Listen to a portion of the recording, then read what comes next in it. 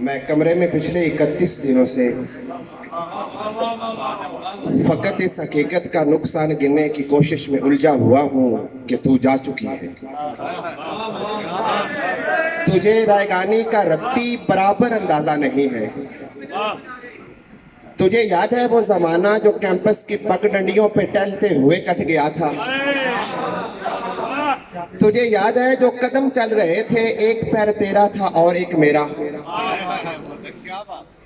قدم وہ جو دھرتی پہ آواز دیتے کہ جیسے ہو راگا کوئی مطربوں کا۔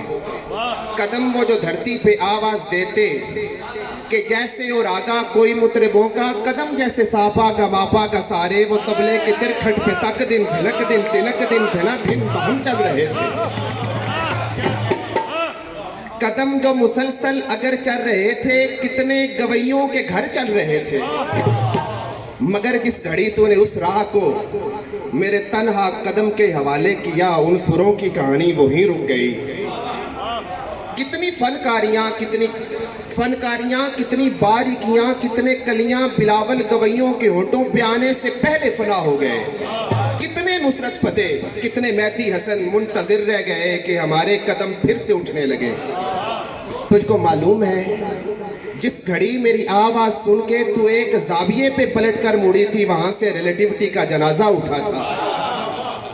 اس زاویے کی کشش میں ہی یونان کے فلسفی سب زمانوں کی تقدیر برباد کر کے تجھے دیکھنے آ گئے تھے کہ تیرے جھکاؤ کی تمثیل پہ اپنی سیدھی لکیروں کو خم دے سکے، اپنی اکڑی ہوئی گردنوں کو لیے اپنے وقتوں میں پلٹیں جیومیٹری کو جنم دے سکے۔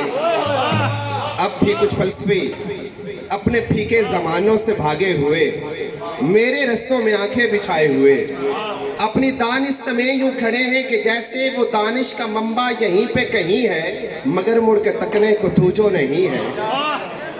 مگر مڑ کے تکنے کو تو جو نہیں ہے، تو کیسے فلورنس کی تنگ گلیوں سے کوئی ڈیونچی اٹھے؟ کیسے ہسپانیہ میں کوئی پکاسو بنے ان کی نظروں کو تو جو میسر نہیں ہے؟ یہ سب تیرے میرے اکٹھے نہ ہونے کی قیمت ادا کر رہے ہیں۔